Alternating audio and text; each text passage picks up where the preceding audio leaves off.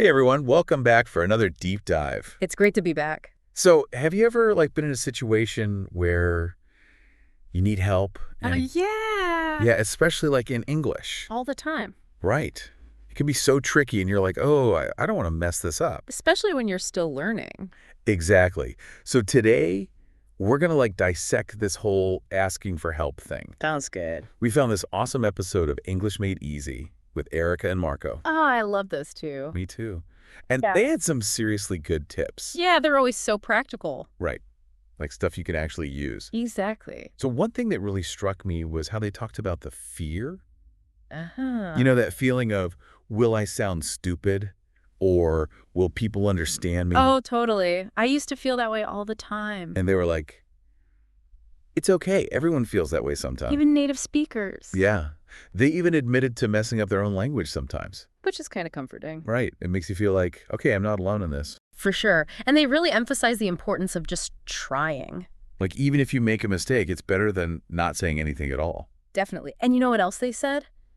Being polite goes a long way. Oh, yeah. Politeness is like a magic key or something. Totally. It's like you're disarming people with kindness. Right. People are way more likely to help you if you ask nicely. Exactly. It just makes the whole interaction smoother. So what are some of those magic phrases they recommend? Well, they had a bunch of them. Give us the good stuff. Okay, so one of the most basic ones is, could you help me, please? Simple but effective. Right. It gets the point across, and it's polite. And it works in pretty much any situation. Exactly. But then they also talked about how you can tailor your phrases. Ooh, like how? So, for example, they said, would you mind helping me with this? Okay, yeah. It's a little less formal, a little softer. Right. It's like you're asking for a favor rather than demanding help. I like that. It feels more collaborative. Exactly. And it shows that you respect the other person's time. So it's all about choosing the right phrase for the situation. Exactly. And they also have this great tip for those moments when you need to interrupt someone. Ooh, yeah. This can be awkward. Right. Like, you don't want to be rude, but you also need help. So what did they say? They suggested saying something like, I'm so sorry to bother you, but could you spare a moment to help me with something? I love that. It's so polite and considerate. It acknowledges that you're interrupting their flow. Which makes them more likely to be helpful. Exactly. It's all about those little things. Right. It's like you're saying, hey, I know you're busy, but I really need your help. And people appreciate that. Okay, so we've talked about the general phrases, Yeah. but what about specific situations? Like imagine you're in a store and you're totally lost. Oh, I hate when that happens. Right. You're wandering the aisles, feeling like a lost puppy. You just want to disappear. And you could just yell, help! But that's not very effective. Not to mention kind of embarrassing. Exactly. So Erica and Marco said it's better to be specific and polite. Okay. Like you could say, excuse me, could you point me towards the dairy aisle? Oh, that's good. I'm totally using that next time. It shows that you're not just panicking, you're actually trying to solve the problem. And it gives them the information they need to help you. Exactly.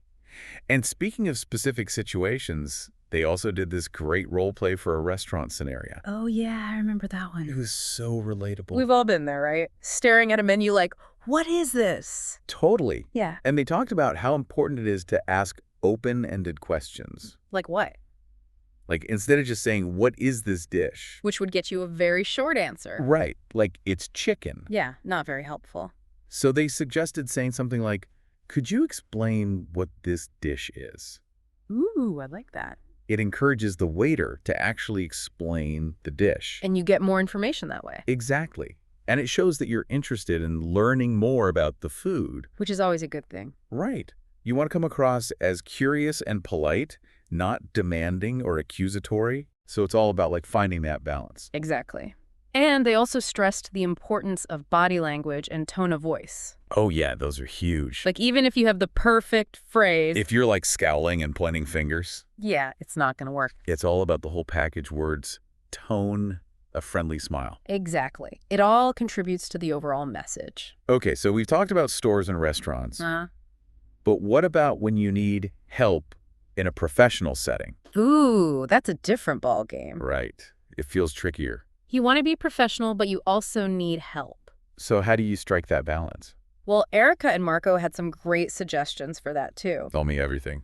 They said, You can use phrases like, could you give me some guidance on this? Okay, that's good. Or, I would appreciate your assistance with this task. Those are perfect. They sound so respectful. And they show that you're trying to learn and grow. Which is always a good impression to make. Right. And they emphasize that it's perfectly okay to admit you don't know something. Sometimes that's hard to do. It can be, but it actually makes you seem more approachable. Really? Yeah. It shows that you're willing to learn. And that you're not afraid to ask for help. Exactly. And they even had a specific tip for emails. Oh, yeah. I struggle with emails. They suggested starting with, I hope this message finds you. Well, I'm reaching out because I need some assistance with. Oh, that's a good one. I'm writing that down. It sets a professional tone and it's clear about your needs. Perfect. Okay. But let's be real. Sometimes it's not just about finding the right phrases. Uh-huh. It's about that inner voice that's like, what if my English isn't good enough? Oh, yeah, that little voice can be so loud. Right. It's like holding you back. And you know what? Erica and Marco addressed that head on. They did. They had a listener question that was basically, help, I get so nervous. So relatable. Right. And their advice was brilliant. Tell me. They said, don't pretend to be perfect. Own your learning journey. I love that. And they even gave a phrase you can use. Okay, what is it? I'm sorry my English isn't perfect, but could you help me with... Oh, that's perfect. It takes the pressure off. It does, right? It's like saying, hey, I'm learning and I'm not afraid to ask for help. It shows vulnerability, which can actually be a strength. Exactly. It Yeah. makes you more relatable. Okay. So we've talked about the fear, we've talked about the phrases. Yeah. But how do we put it all into practice? That's where Erica and Marco's quizzes come in. Oh, yeah. Those were fun. They had a way of making you really think about the nuances of each phrase. Right. Like which one was the most polite, the most effective? Exactly. So let's dive into those quizzes next and see what we can learn. Sounds good. I'm ready to test my knowledge. Let's do it. All right, bring on the quizzes. Okay, so first scenario, imagine you're at the airport. Oh, no, I'm already stressed. You're lost, confused, and your flight is boarding soon. The worst. You need to find your gate, but you have no idea where it is. Okay, I'm panicking. So what do you say to the airport staff? Okay, give me the options. Option A, where's my gate? Ooh, that sounds a little demanding. Right, it's like you're barking orders. Okay, what's option B? Option B, can you tell me how to get to gate 12? Okay, that's much better. Right, it's polite and specific. And it shows that you're trying to help yourself. Exactly. Okay, and option C is I'm lost. That's true, but not very helpful. Right. It doesn't give them any information to work with. So option B is definitely the winner. It is, and it's interesting how just adding that "can you" and being specific about the gate number. Yeah, it makes a huge difference. It transforms the whole request. It's like you're saying, hey, I'm in a bit of a pickle, but I'm also trying to help myself here. Exactly. And people are usually more willing to help when they see you're putting in the effort. Makes sense. Okay, so let's move on to scenario number 2. All right. This time, you're at a friend's place. Okay, much less stressful. You have your luggage with you, and you could really use an extra hand. Oh yeah, I've been there. But it's a bit different because it's a friend, not a stranger. Right, there's that existing relationship. Exactly. So how do you ask for help without being presumptuous? Okay, let's hear the options. Option A, help me. Ooh, that's way too casual. It's almost demanding. Like you're assuming they're obligated to help. Right. Okay. Option B, could you help me with my bags, please? Okay, that's much better. It's polite, specific, and it shows appreciation. And it allows your friend to say no without feeling awkward. Exactly. And option C is, carry this for me. Oh no, that's just bossy. It is right. It's like you're their boss. Not cool. So option B is definitely the winner again. It strikes that perfect balance between casual and polite. And it shows respect for your friend's boundaries. Which is important, even with close friends. Absolutely. So you see, even simple interactions have these unspoken rules. It's like a dance.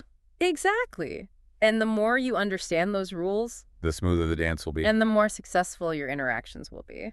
You know, it's amazing how much we can learn from just 2 simple quiz questions. It is right. It really makes you think. But beyond the quizzes, what I really took away from this whole deep dive No. is the power of intentionality. Ooh, that's a good word. It's not just about memorizing phrases. Right. It's about understanding the why behind them. It's about being mindful of how our words impact others. Exactly.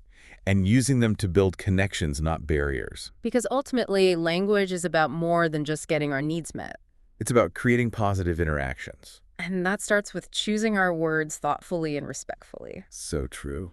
All right, well, I think that's a great place to wrap up this part of our deep dive. Yeah, we've covered a lot of ground today. But we're not done yet. There's more to come, so stay tuned for part 2, where we'll delve even deeper into the art of asking for help in English. And we'll explore some more real-life scenarios. So until then, keep practicing those phrases. And remember, politeness is key. We'll be back soon with more insights and tips to help you master English. See you then.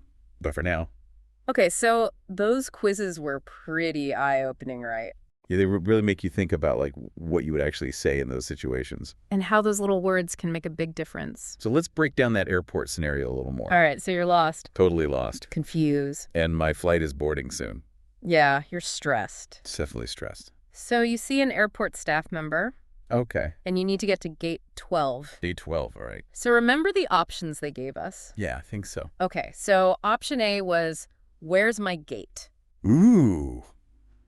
That's not good. No, it sounds kind of rude, right? Yeah, like I'm demanding they tell me. Exactly. And you're not even telling them what gate you need. Okay, what about option B? That one was, can you tell me how to get to gate 12? Much better. Right.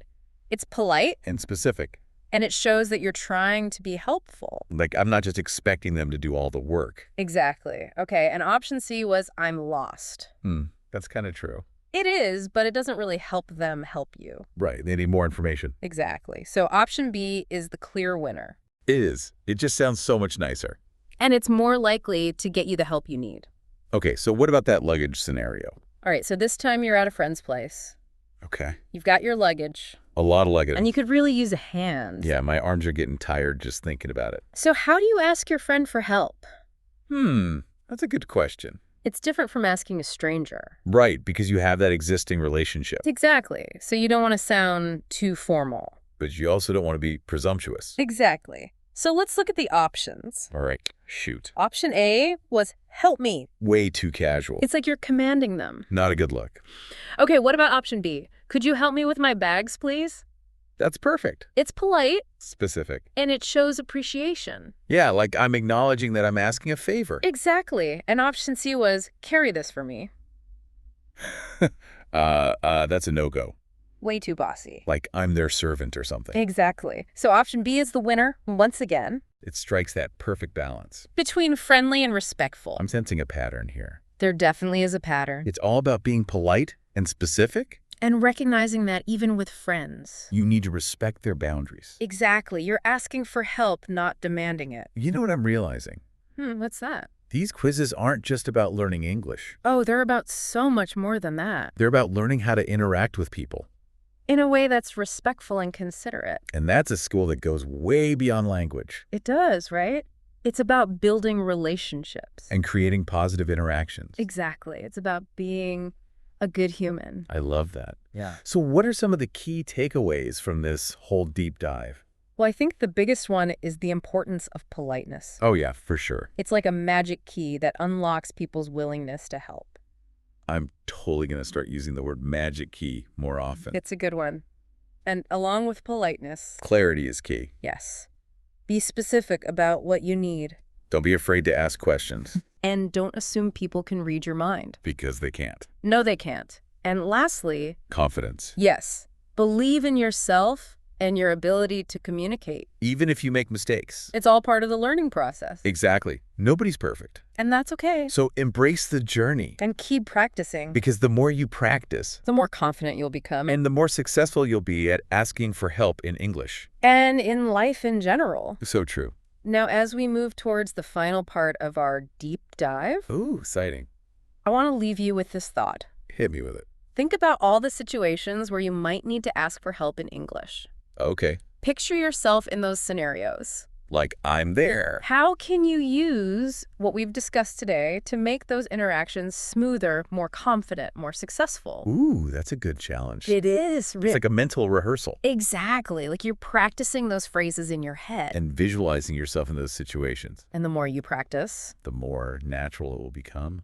Exactly. It's like anything else, the more you do it, The easier it gets. and the less scary it seems. So it's all about taking that first step. And then taking another step. And another. Until you're walking confidently. In any situation. Exactly. And remember, it's okay to make mistakes. Oh, yeah.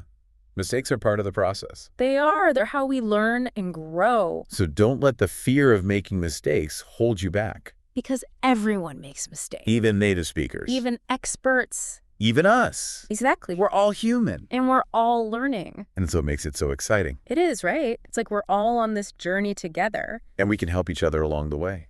So if you're feeling stuck Or lost. or just a little bit scared, Remember, you're not alone. there are people who want to help you. And there are resources available to support you. So don't give up. Keep practicing. Keep learning. And keep asking for help when you need it. Because that's how you grow. And that's how you succeed. Well said. And that's a wrap on our deep dive into the art of asking for help in English. It's been a pleasure diving deep with you. And we hope you found it helpful. We covered a lot of ground. From the fear of speaking To the power of politeness. to the importance of clarity and confidence And we explored some real-life scenarios. to help you put those skills into practice. So what are you waiting for? Go out there and ask for help.